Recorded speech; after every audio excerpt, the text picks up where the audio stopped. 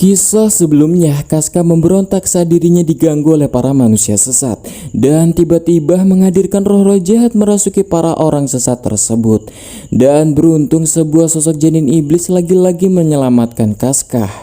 Ya, hingga orang-orang sesat yang tersisa melihat kejadian itu menganggap Casca adalah seorang dewi sihir.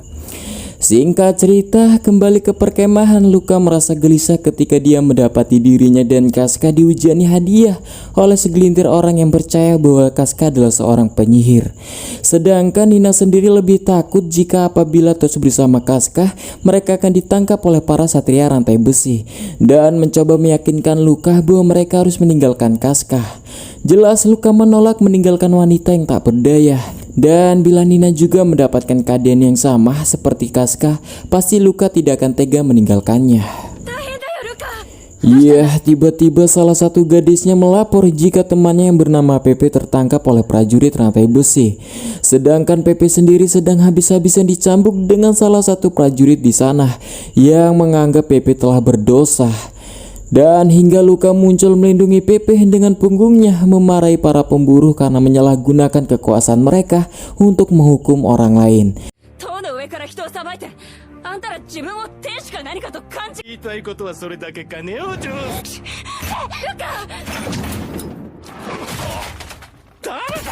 Iya, untungnya Luka diselamatkan oleh Gas yang baru saja tiba di Albion. Sementara itu Gas tidak tertarik untuk bertarung dan mengetahui mereka yang sedang berburu penyihir, menanyakan wanita yang mempunyai bersimbol padanya.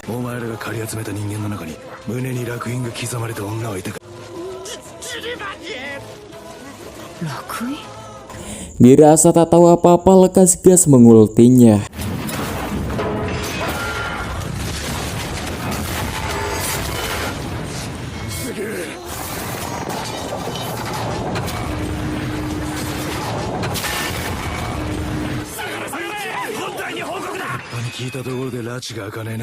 Dan Luka berjalan ke Gas dan mengatakan kepadanya bahwa dia mengenal seorang wanita yang mempunyai simbol yang sama pada lehernya Gas. Sedangkan di perkemahan, Nina ditakuti dengan angan-angannya sendiri, takut jika tertangkap pasukan pemburu penyihir. Hingga saat belum terjadi, dia mengajak Casca untuk kabur bersamanya. Ya, hingga setelah sampainya di tendanya, mereka tak menemukan siapa-siapa di sana dan mendapati barang-barang Nina yang sudah hilang. Curiga mereka telah kabur. Sedangkan dalam perjalanan, Nina dan Casca mereka dihadang oleh sekelompok orang sesat. Sementara itu Isidoro dan Pak yang berpencar memperhatikan para sekelompok orang membawa paksa wanita berperban dan yakin jika itu adalah wanita yang dicari oleh Gas, dan memutuskan untuk mengikuti mereka daripada memberitahu Gas sebelum kehilangan jejak mereka. Di tempat lain, setelah mengawasi pembakaran 3 orang yang dituduh sesat, Farnese diberitahu bahwa mereka memiliki seorang yang bernama Josim yang tadi ini melapor bahwa dia diculik oleh kaum sesat. Dan Farnese juga mendapat kabar kehadiran Gas di kota. Dia menyembunyikan perasaan malunya dari kejadian waktu itu, tapi sekarang mereka harus berfokus menyerbu kaum sesat itu dahulu. Scene berpindah pada Isidoro yang mereka berakhir di gua orang-orang kafir yang bersembunyi di antara bebatuan. Isidoro melihat imam besar berbicara pada para pengikutnya yang telanjang, memproklamirkan bahwa hanya mereka yang tahu arti sebenarnya dari Falcon of Light. Disclaimer dalam artian begini, orang sesat itu juga aslinya mendapatkan nubuat atau penglihatan mimpi tentang datangnya elang putih. Tidak hanya orang gereja tata suci saja, yang cuman cara menafsirkannya beda dengan orang-orang gereja tata suci. Begitu. Jadi mereka saling menyesatkan. Oke, paham di sini ya? Mantap, lanjut. Serta imam besar meminta Casca yang mereka anggap penyihir hitam menjadi pemimpin mereka dan disajikan dengan mahkota duri di kepalanya, berniat untuk menikahkan Casca dengan kambing agung mereka. Sedangkan imam besar memerintahkan Nina agar dibunuh secara ritual dalam perayaan persatuan antara Casca dan tuannya. Dan untuk mengulur waktu pernikahan dan pembunuhan itu terjadi, Isidoro akan menyerang mereka dengan kalian lempar batunya. Dan sedangkan Pak lekas menemui Gas untuk memberikan tahu posisi mereka.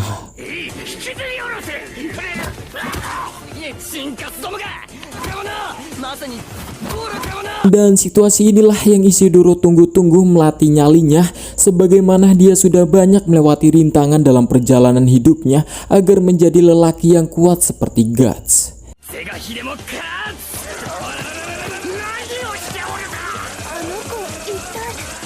Dan kesempatan itu digunakan Nina untuk melarikan diri, tapi Casca sendiri sedang merasakan sakit saat simbol itu bereaksi, memanggil roh jahat yang menggumpal di atas mereka. Di tempat yang berdekatan, pasukan rantai besi menemukan gua sesat tersebut dibantu dengan Josim sebagai petunjuk. Ya, setelah sampai di perut gua, mereka harus kaget saat beberapa orang sesat menyerang mereka dengan brutal yang ternyata mereka sudah kemasukan roh tadi.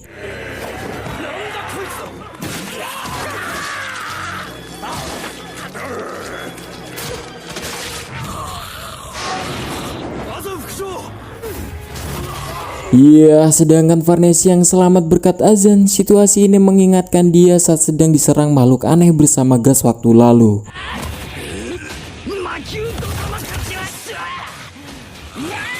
Iya, Isidoro melihat Casca dan Nina dikepung sambil melewati orang-orang kafir yang kerasukan yang menyerangnya. Isidoro datang membantu mereka meskipun pendaratannya sangat tidak ramah.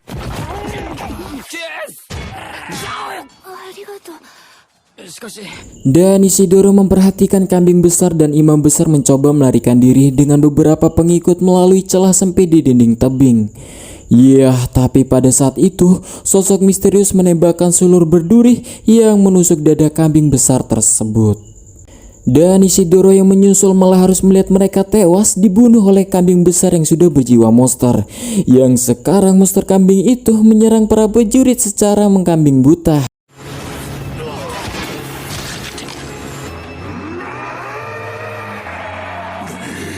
Yang mengingatkan Varnesi saat malam itu, dan Casca juga harus terjatuh dalam perlariannya.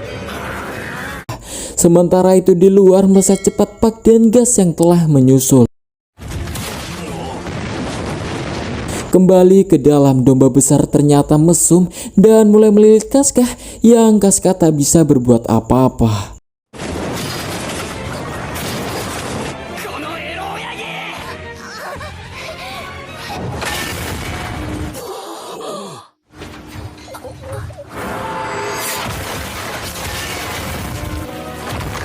Iya, keren banget. Langsung Gas datang dan langsung menebas tangannya, dan mereka saling bertatap dan telah ditemukan kembali setelah sekian lama.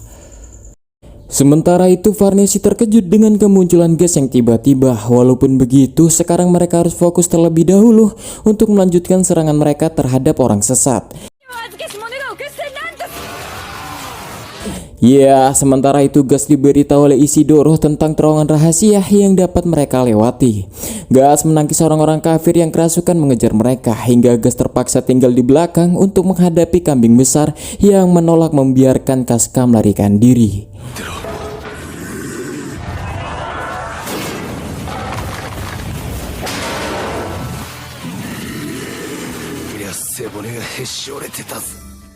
Mengetahui butuh waktu untuk melawan bandot ini, Gas memerintahkan Isidoro untuk membawa Casca keluar duluan.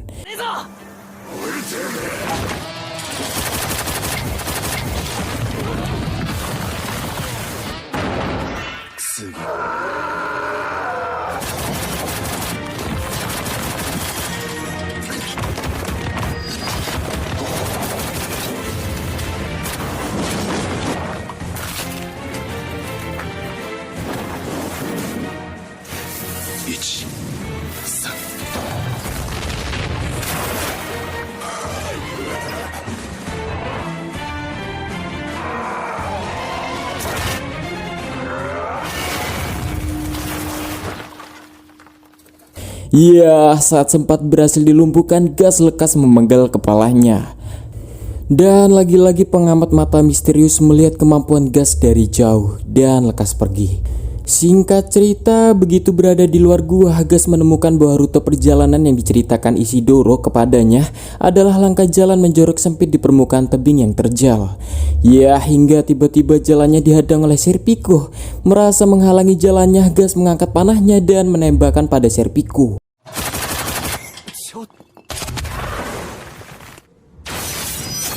Iya, ternyata Serpico sendiri tak bisa diremehkan. Ia berhasil bertahan di pinggiran tebing. Sementara itu ternyata jalan yang dilalui adalah jalan buntu. Namun beruntung mereka menemukan sebuah tali yang bisa digunakan untuk turun ke dasar dengan menurunkan Nina dan Casca secara bergantian.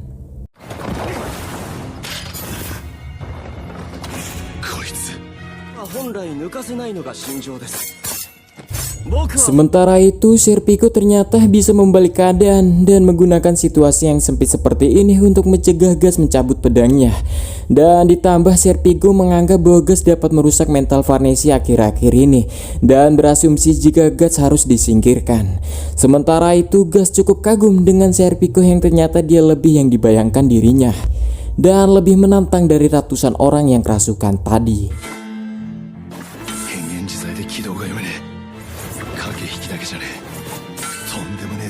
まともにやっても勝てる気がしませんのなんて嘘です。 Yah, tapi salah jika Serpico menganggap gas tidak nekat.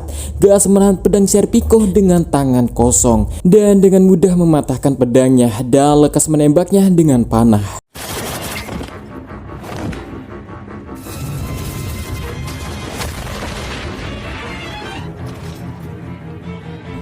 Iya, ternyata Serpico lebih licik. Ia bisa mencuri peledaknya gas tanpa disadari oleh Guts dan bisa menggunakan benda itu dengan sekali melihat.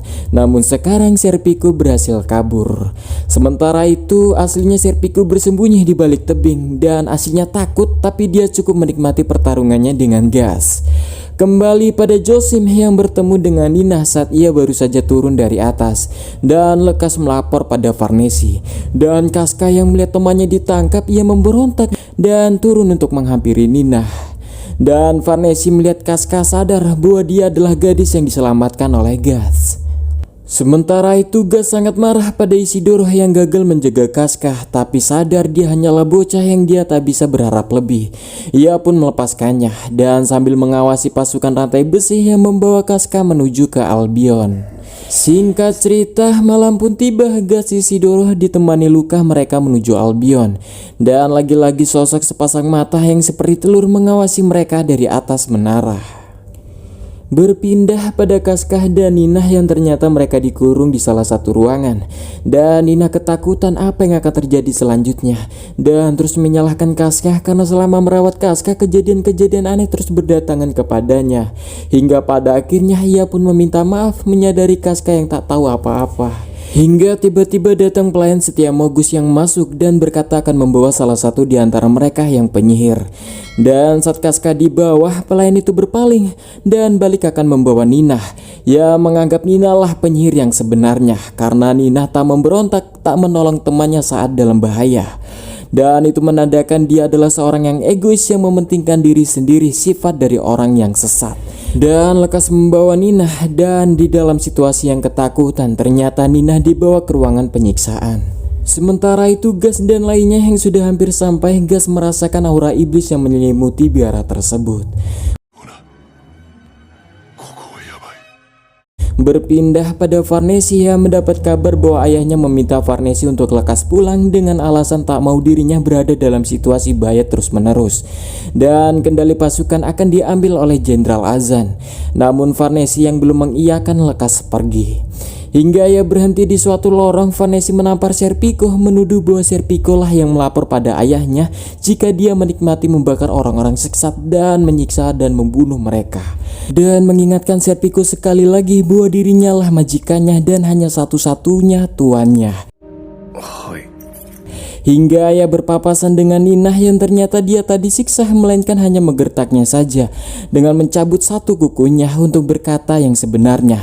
Dengan kata lain, Nina telah berbicara bahwa Casca adalah penyihir yang sebenarnya agar dia selamat.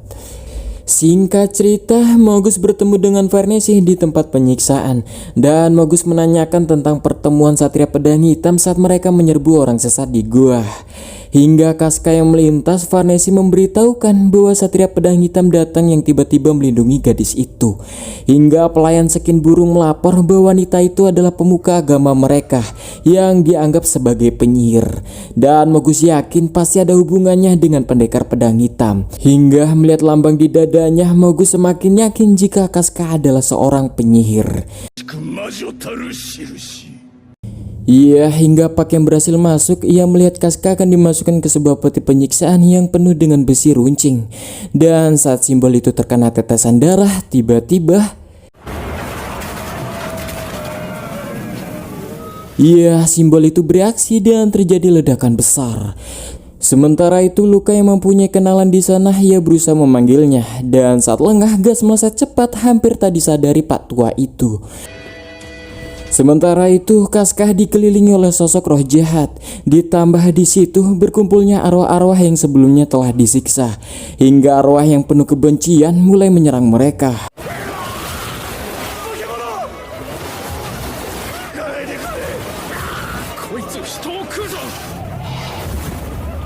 Hingga situasi yang semakin kacau, mereka bergegas kabur dan Casca yang perlahan terhisap oleh roh tersebut. Di tempat lain, Varnesi yang berhasil kabur, ia disekap oleh Guts dan meminta memberitahukan keberadaan Casca sembari mengancam pisau di mulutnya. Namun Casca yang belibet bukannya ngasih tahu malah curhat, membuat Guts kesal. Hingga akhirnya Varnesi mengantarkannya. Di sisi lain, Nina ketakutan tahu kabar tentang monster yang menyerang Diarah. Beruntung ia berhasil diselamatkan oleh Luka dan lainnya. Dan sekarang misi selanjutnya mencari Casca di ruang penyiksaan dipandu dengan Jerome. Tiba-tiba mereka dihadang oleh sosok roh gendut yang mengisi seluruh terowongan. Hingga Gas yang sudah hampir sampai melihat seluruh manusia meleleh dan menemukan Pak yang berlindung dengan topeng zirah prajurit. Dan memberitahukan Gas bahwa semua telah dilahap oleh makhluk aneh hingga meleleh. Tapi berbeda dengan Casca yang ditelan tapi tak meleleh, dan mereka telah membawa Casca pergi. Yang faktanya Casca lagi-lagi bisa selamat dilindungi oleh sosok janin yang menjaganya dari serangan roh-roh kelaparan tersebut. Sementara itu Mogus dan pelayannya yang berlindung di sebuah ruangan sudah tak bisa menahan serangan makhluk itu. Dan Mogus dengan keimanannya menantang makhluk itu.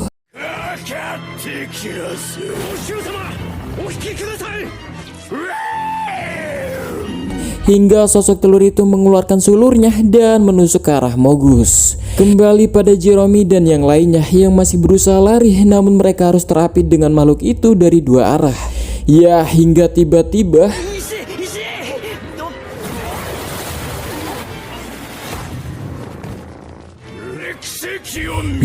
ternyata itu ledakan api yang menyelamatkan Casca oleh Mogus.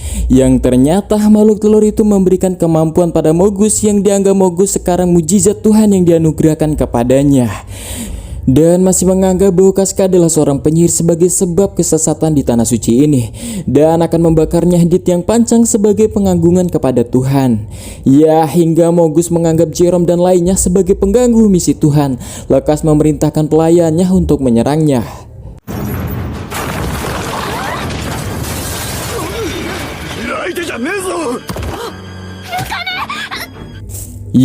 Ternyata insiden itu membuat Luka terjatuh. Beruntung mereka beruntun saling menahan, namun Luka lebih memilih menjatuhkan dirinya.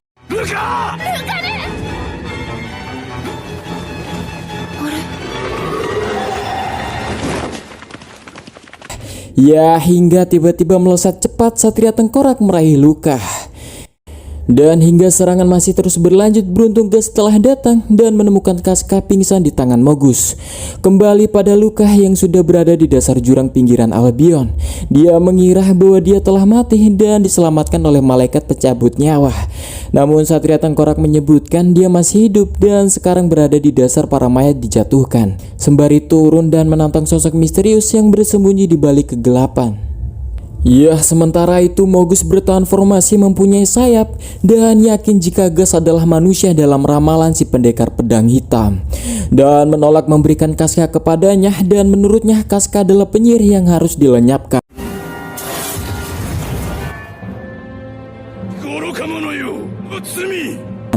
Hingga gagal dalam satu serangan, simbol gas bereaksi merasakan bahwa mereka adalah musuh yang kuat.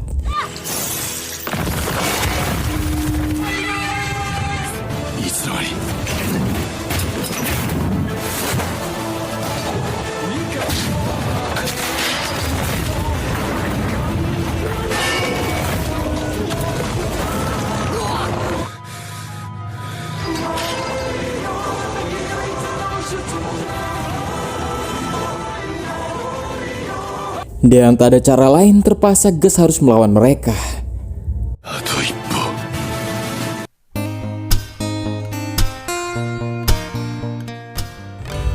Oke, sekian dulu dari part 4 dan next kita lanjut ke part 5. Dan sebelumnya angkat tanganmu Segi, bantu channel kecil ini dengan klik subscribe dan share biar mama saya bangga.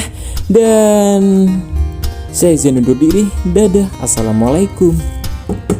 Nyuci piring. Subscribe, yuk subscribe, yuk bantu yuk.